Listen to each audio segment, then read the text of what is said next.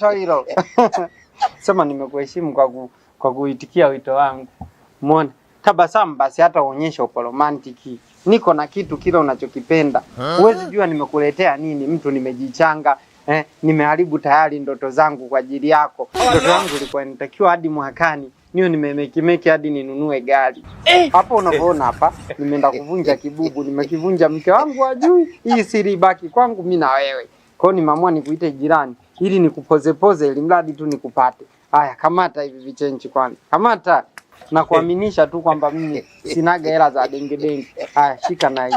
Sasa hapo utachagua mwenyewe. Tunaenda vichakani au tunaenda kumalizana gesi. Hivi wewe unanichukuliaje? Kivipi? Hivi vichanji vyako hivi hujaona watu wengine wako hapo mpaka kunipa mimi? Kama tena vichanji vyako. Alafu ujue nikwambie kitu kimoja wewe, usikie. Mume wangu ananiachia hela zaidi ya hivyo. Si unaelewa? Tena ukome. Eti anaita vichanji. Yaani mtu nimejipambania mwenyewe, nimevitafuta kwa jasho langu, jasho linanichuruzika. Mtu naenda usiku kucha naenda kubeba zege kwa baresi. Alafu leo anakuja kuniambia sijui nini. Tena hapa ana bahati tu ni kwa nshenda kuvibadilisha dukani. Basi narudisha dukani, nachukua 200 zangu kwenye kibubu. Mwisho wa mwaka na gari langu.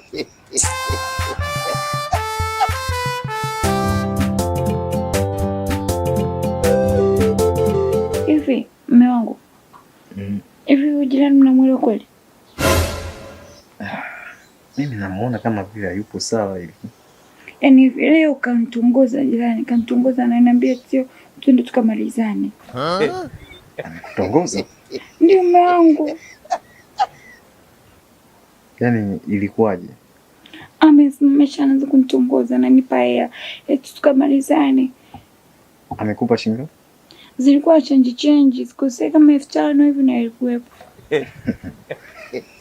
Huo utakuwa maskini tunasumbua. Hivyo tukimaliza mkataba wetu inabidi tuhame hapa. Mungu kweli tutuame, mimi nimechoka mzangu kutunguza kila siku. Jana na mambo ya ajabu huyo. Mungu nimechoka. Mnataka muhame mwende wapi?